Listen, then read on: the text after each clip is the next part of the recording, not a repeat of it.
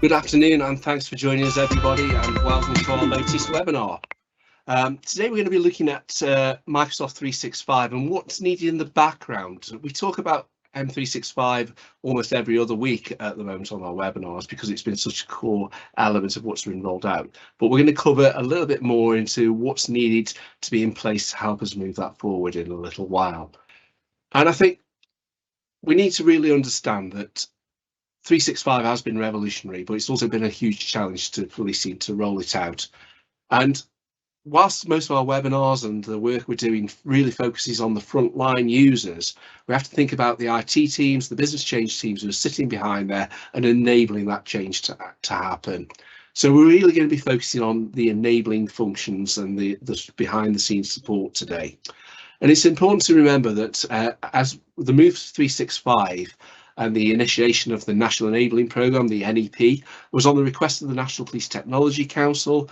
It was a request driven by policing's needs to modernise to more modern core technologies. It was about recognising the change towards cloud and off-premise, along with the change in licensing arrangements for these tools. Standing still just simply wasn't an option. And we had five, it really lines up with the 5 ambitions of the Police National Digital Strategy you can see on screen, and the 7 enablers down the right hand side there. And the rollout of not just Microsoft 365, but the IAM standards and of course the cybersecurity around the National Management Centre all reflect and help us deliver the wider strategy, as well as being confident in the tools we've done. Of course, the NEP did successfully close in March this year, when every force was given a report to specifically outline the requirements that they needed to do, the next steps, and how they could unlock more benefits of moving that forward. And over the last few months, the business engagement team have been working with forces, understanding how they're continuing on the journey. And it's fair to say some forces are really on track and getting lots out of this. Some forces are struggling and to manage the demands of an evergreen platform against the legacy systems that are still critical to business use. So we've got to make sure that they're able to realise the capabilities and get the maximum value out of the investments that we're making on this technology. Esther, who covers the Southern forces from the business engagement team, has been pulling this together. So perhaps, Esther, you could perhaps set out the context of the challenges and what we're hoping to do over the next coming months to help. Yeah, thank you, David. So as he said, the NEP closed down at the end of March. However, the implementation of 365 was not necessarily complete in all forces at that point. So teams may not have been fully rolled out, and not all forces had rolled out the entire suite of functionality at that point. So there's remained a resource requirement within those forces beyond that point. In addition to that, and building on from the GMP event in October, I think it's clear from those forces that attended that they think of 365 as a key enabler for digital transformation and a platform upon which any number of process improvements can be built. So there is that clear requirement from forces to consider 365 as BAU and not a project, and forces need to build this into their structures accordingly. And we at PDS want to support you with this journey. So we're building a toolkit covering the main areas that you've told us you would like assistance with, the first part of which we're going to focus on resource. So the aim of each session or section of the toolkit is to give you some pointers as to the key things you might want to consider based upon feedback that we've had from other forces who are further along their 365 journey. And we'll also be highlighting resources available to you and how the business engagement team can support you on the way. That's great. So I think one of the first things we've got to do, Esther, is define what we mean by BAU. Yeah, so as you can see here, we've highlighted a definition of what BAU could mean, and I'm sure you could find any number in various texts. However, in reality, we don't want to be too prescriptive because we're mindful that you're all different with different structures, processes, priorities and resources. So there is no one size fits all. And in a way, this is part of the change in the ways of working that 365 was designed to bring, such a more agile approach and increased collaboration.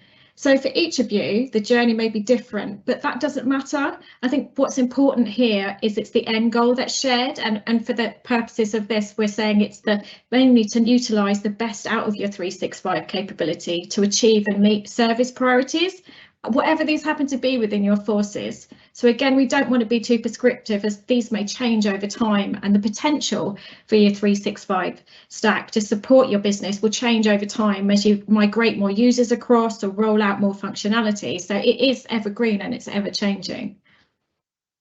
So I think one of the things we've got to ask now is, so why is it so important?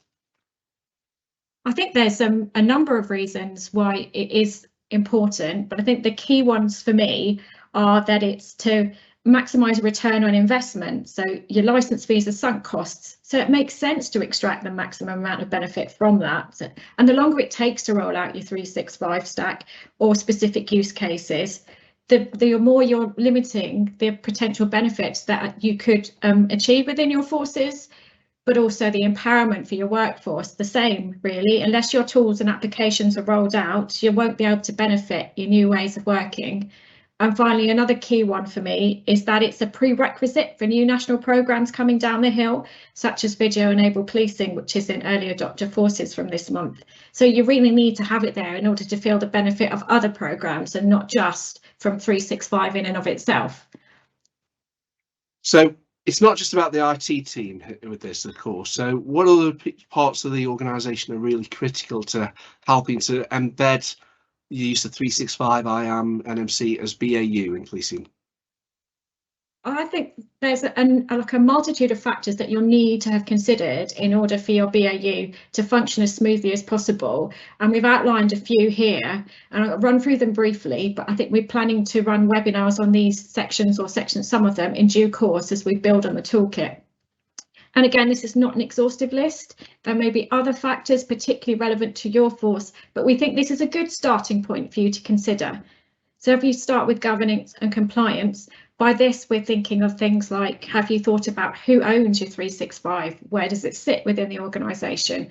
What will the development approval process be? Where will that sit? What boards will it report to?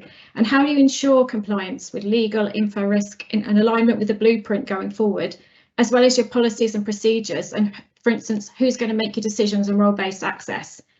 And then going anti-clockwise. So strategy, I'm thinking of this in the round. So not just thinking about what is your 365 strategy, what are you hoping to achieve, but who sets the strategic direction? For instance, will you have Power Automate? Will you not? Who's going to regulate your app downloads? But also, what's the investment strategy? And what's the innovation strategy? Are you going to prioritise according to biggest benefit or operational priorities? But then thinking wider, what's your change strategy? What's your comms strategy? What's your training strategy, and how they all fit into it? Which all, of course, is led by your roadmap and your benefits, because everything should be really driven by what benefits you hope to achieve. And for roadmap, what's your development roadmap? How is this decided? How does it fit in with your wider transformation piece? But also thinking about rolling it out. Are you planning any resource requirements from other parts of the business, say comms or L&D? Have you planned these in, and so that they can be planned in those other teams' roadmaps? And then benefits, who manages them? Where do they reported? 24/7 support plans. I think it's not just a 24/7 plan. So what's going to happen if an officer's got a need at 3 o'clock in the morning, and have you got those arrangements with your service desk? But again, this does go to comms and L&D further down the track. An evangelist. So this is the whole change piece. So all the good work that Richard's Change Champions Network is doing, and it's absolutely pivotal to the success of adoption. So again, it's looking at change champions. Who's going to set out the benefits? What do they need to know? Thinking about a change champion session yesterday. What technology knowledge do you? How technical do you need them to be? Are they just role modelling? And then finally, resource. And we focused on this one first because this is an area that we've been asked the most about, as in, what do I need and how do I get it in times of financial restraint? And if we reflect back on the GMP event, the resource was the biggest barrier to maximising the value out of what they've already done and maximising the value of the strategy. And of course, all chiefs, constables, PCCs have signed up to the national DDAT strategy, which allows us to work together really well. So if we're thinking about the skills mix, the number of resources will vary from force to force. Can we get into a little bit more detail about that, Esther? Yeah, we can. So as I mentioned, we've spoken to some forces further down the road. We've also spoken to some former NEP colleagues. And we've come up with a list of the type of resources or role types that we think you're likely need in order to run 365 BAU effectively. So we considered this as a starting point to inform internal conversations rather than a definitive list. But just the things you would need to consider how this fits in with your different structures, etc., priorities and budgets. Now, as you can see here, it's quite a long list, and we're not suggesting that you need a dedicated person for each of the resource or role type listed here, merely that these functions need to be covered somehow within your organisation. For some potentially larger forces, that might mean it's possible to stand up a big team with a person covering each role type, but I imagine for most that's probably out of reach. So instead you could cover this via cross-functional teams, matrix management, or have a dedicated team where some team members are multi-hatted, so they cover a number of roles. And then there again, it's the comms and L&D, etc., which potentially you could commission out as discrete pieces of work rather than having a dedicated rep within your team. So Ross, you work with some of the largest forces in the UK and some of the smallest forces in the UK in your region. So it isn't always about specific roles, but perhaps how long the journey are and what the current challenges are. But can you expand on that a little bit? Yeah, absolutely, Dave. As already been mentioned, the roles list there is a collection of roles and responsibilities from across the country. So we're not necessarily saying that each force has to adopt a team with all of these particular roles in them. And we must stress that it can be a multi-hatted approach, almost like an omnicompetent team that can cover multiple roles to get you to where you are. This list will be a good guide for forces to go through to say, depending on where we are on the journey, this is potentially what we need to look at next for our next steps, or we've now finished with that role and we need to move that person to the next role along the list here to move on. So it's not a must have all of this. It's a use it to where you are on your particular journey. I think it's so much more about capabilities than roles, isn't it, and what outcome they're going to be achieving. So Esther, what are we seeing from forces in terms of managing this approach? Because the beauty of course the business engagement team is we're talking to all forces in all regions, and we can bring back perhaps a helicopter view of that. Yeah, absolutely. So whilst we've given you this is what you could do, anyhow you wanted to do it, I think it is helpful, like you say, to give some examples of what's happened in other forces. So we've got here a couple of examples. So on the left hand side, we've got an example of a dedicated team within a large force where they've got quite a few people within it, an inspector and a chief inspector, a couple of sergeants. So this might be a bit out of reach for some of for smaller forces. So on the top right, we've got an example from a smaller force that's adopted a matrix management approach. So they've got one permanent project manager who's reached agreements with other parts of the organisation for them to put forward a dedicated set amount of resource each week, and it's just managed centrally by the project manager. But we do have other examples, so if we put in a workshop on this at a later date, we can give you those examples should you wish. But at the very least, we think if resource really is a huge problem, on the bottom right, we have got what we think is the minimum amount of resource you will need to cover, mainly analysts, so someone to do your engagement with the business, get your requirements and deliver adoption. Perhaps they could also do some of the business change and benefits work, or even some of the L&D tasks. You will need a 365 person, technical person. So for this, I'm thinking of your developer role.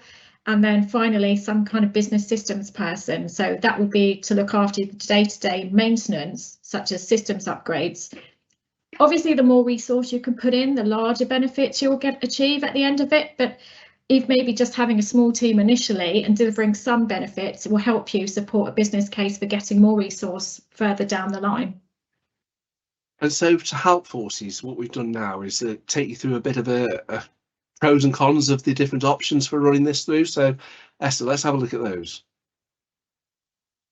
Sure, yeah. So we put together some options, like David said, of ways that could help you with that. And we're thinking particularly here for that developer resource, which is possibly the most expensive and the hardest to recruit into. So starting with one is you recruit specialist developers. And I think this is possibly the ideal for most forces because you have that dedicated resource with the appropriate skills and experience could hit the ground running. However, we all know the employment market and police pay scales can make this difficult to achieve in real terms. So the next option 2, is upskilling existing resource through Microsoft training. So as part of your license, you are entitled to ESE employee training, which includes a series of developer courses, which do lead to a qualification at the end for your staff. And if you want to find out more about these, please speak to your Microsoft CSMs or the business engagement team to help you access them. But what these do is they help you upskill your existing employees, offering development, growth, variety in their roles. And obviously it will take time for them to be trained, but it is lower cost, and you also need to think that you might be able to get them in post quicker than going to recruitment due to vetting timescales. So the next option is then brings us back to some of those conversations in Manchester last month. So there was a lot of enthusiasm in the room as to how we could work better together, and we'll be running a separate webinar about the output of that in the new year. And then finally, option 4, working with a Microsoft Gold partner. And again, you can speak to Microsoft CSMs and BizApps teams about this, see how they can assist. They have a wealth of technical and resource and can deliver at pace, but there will be a cost involved, and you may require some resource to implement that into your force. So there we have it. We have 4 options to increase your developer capacity within your force. Some suggestions for you to consider as an approach, or even potentially a mixture of approaches depending on your circumstance. So it could be that you have your own developers that you've recruited for most things, and then all of a sudden you have an unexpected time sensitive or particularly challenging requirement that you might want to go out to a Gold partner to assist. So again, we're not being prescriptive, we're just giving you a range of options for you to consider. And Russ, just coming to you next, just thinking this through, this it's not a prescriptive model as Esther's has explained, but you and the other business engagement team are people to help talk through these options and to perhaps understand where the citizen or officer developer also fits into this model. Yeah, absolutely, Dave. I mean, we can, for the older ones on the call like myself, if you remember Woolworths, this is like standing at the pick and mix counter with these options on here. We can pick little bits out of each one. We can help you design, and we can put you in contact with various partners, etc., to talk these things through. Because, as you said before, everybody's budgets, everybody's structures are different. Everyone's on a different path. So that's where we can come along and sort of help you collaborate and help within your force to put these options together for a best fit for progressing your 365 rollout. And Esther, there's a lot of support from us available, and we've got the map on screen. How would you recommend people get in touch with us? Yeah, so you contact your named business engagement manager, or you can send a contact form in, or there are many different ways to get, or put a shout in the collaboration team channel. There is millions of different ways to get in contact, and we want to hear from you. So please do come to us if you have any questions. But beyond that, there are some other dedicated resources that are already in place through PDS or Microsoft. So we just want to draw your attention quickly to those. So as we've already mentioned, we've got collaboration channels, we've got webinars like this one, we've got various workshops, there's the Change Champions Network, there's Mike's virtual classroom sessions, which are all free of charge and available for you to access. So yes, please do speak out, come and reach out to us if you would like any assistance or having any difficulties accessing any of that, because we are here to help. So we have got a couple of questions in the chat, so please start popping your questions in if you would like Russ, Esther, myself or Mike to help with any of those. We're all on stage to be able to help you. But before we go to those, Esther, perhaps we could go to some hints and tips for people to consider as they're moving down the 365 journey, because there's a lot of reliance on this at the moment, isn't there? It's a huge amount reliant. Yeah, so like I said, we did have a workshop with forces a couple of months ago, those that have further down the journey, and this is just distilled from that whole workshop of some of the key hints and tips that they put forward, which were really pivotal in helping them move further down the journey. And the first one, get senior leader buy-in as early as possible. Get them on your side. It helps, makes things so much easier, greases the wheels going forward, so to speak. But all of it it's common sense, really. So involving all your stakeholders, making sure all your governance is involved as soon as possible, so that you make sure you're going down the right route and you don't have to go and change course halfway through, making sure everything's agreed. But then also some things we've just covered. So making sure you're using your Change Champions network, you're using your Microsoft CSM teams, your solution catalogs, all the support artifacts that are available for you and you're paying for as part of your license. But also you can start by making everyday little changes and build on it. You don't need to go all in, big bucks and big bang to get those benefits. I think the whole thing about 365 is you can make those incremental changes and they can make a huge difference. So do have a look at the solutions catalogue. It's on the PDS website. We've got lots of forces using that there. Make sure you are using the Force Collaboration channel. We've got lots of forces who are commenting on there. We're doing some really good info where people are now sharing things they're working on or would like options on, and we're developing a catalogue for them right now. I'll go to the questions and comments. So first of all, there's a nice one in here that it's a great presentation and you're experiencing resource issues at the moment for BAU, and this is really helpful, and that's why we put these sessions on. We are listening to you and we want to share those information as much as we can, and people like the options slides as well, so we will make them available through your BAU Business Engagement Manager. If you want those slides, please get in touch with us and we'll share them across. A question from Simon at the RAF Police. They work in the MOD Police, and obviously they're not perhaps on the same journey as we are, and they're currently utilising 365. Is anybody able to assist with missions? I think, Simon, if you reach out to us in the first instance, the point about the 365 and the NEP journey is we've got a shared common blueprint, which allows us to be able to work cross-force and know that we're working with some confidence. And how far down the line are those forces you describe as further along the adoption? So Esther, what forces would you, not naming forces, but perhaps what would be a sign of a good force has moved along down the journey? I think like everything, it's difficult to define because further along the journey is different in each forces, but that I'm thinking of forces that have got teams rolled out across the entire organisation, those that are developing their own apps that have got a team in place, those have switched on their functionality, or most of their functionality, have got a centre of excellence in place. So that is what I mean in my head about it. But again, what that looks like in each individual force will change.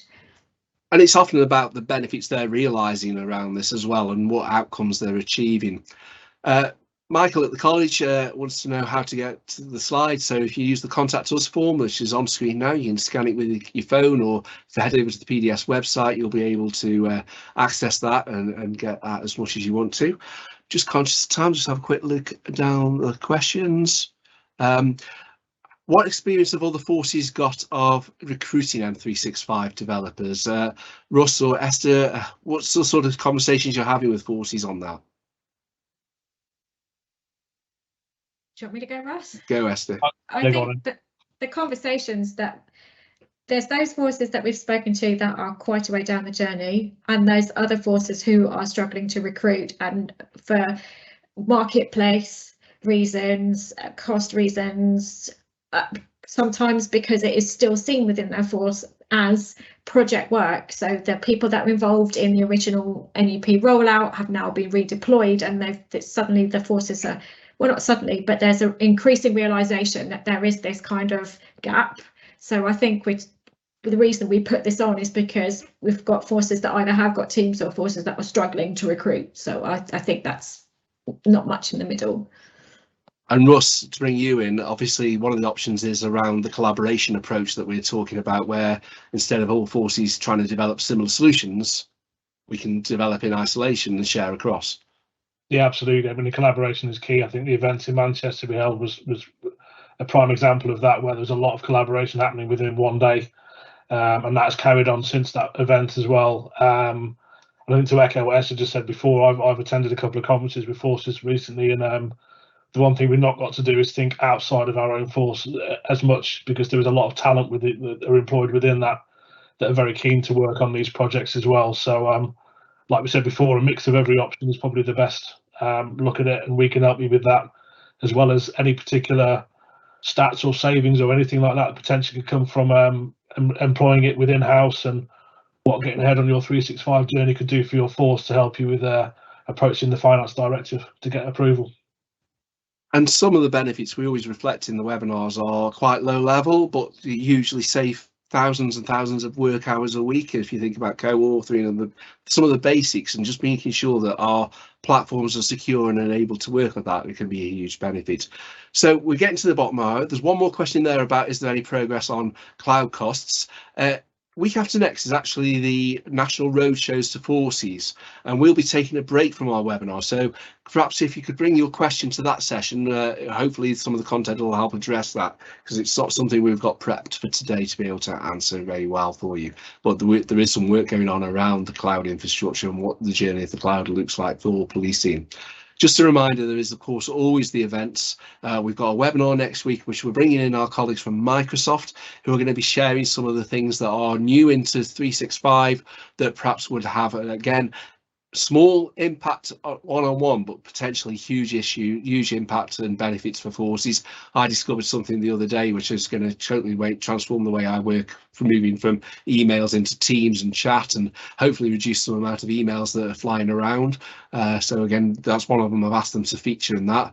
A week off the following week, because we are doing the live Roadshows to Forces, which is Tuesday to Thursday, so we don't want to clash with those guys, and we'll be actually on the Thursday morning from the Police Digital Service to go through both the tactical and the strategic delivery updates that we're hoping to answer on that. Then the following week is our final webinar of 2022. And I'll have to count how many we've actually done. And the team are going to be highlighting what forces have been able to achieve over the last year, and perhaps indicating where we're going in the next year as well. So please come in, and it's a really good way to highlight what other forces have been able to do using the PDS to help them, to enable them to move forward. So we do hope you can join us over those next set. We have already got a date in mind to restart the webinars in January, where we're going to be looking at standards and the poll standards and making sure you can get access to them. So please join us in a couple of weeks' time. Thanks for joining us today.